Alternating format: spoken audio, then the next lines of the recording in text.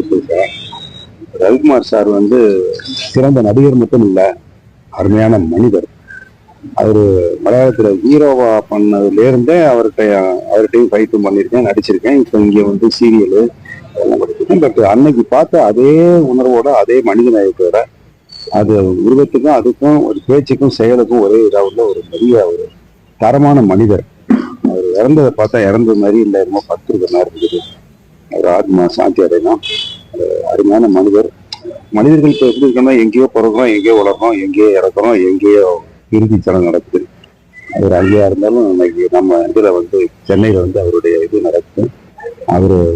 அவருடைய ஆத்மா சாந்தி அடைந்து ஒரு குடும்பத்துக்கும் அந்த மனைவி மக்கள் பிள்ளைகள் எல்லாருக்கும் ஒரு தெய்வமாக இருந்து குடும்பத்தை அவர் நல்லா நடத்தி பார்த்துக்கணும். பிளே ஸ்டோர் மற்றும் ஆப் ஸ்டோரில் இருந்து பாலிமர் செயலியை QR கோடு மூலம் பதிவிறக்கம் செய்யுங்கள். செய்திகளை உடனுக்குடன் பெறுங்கள்.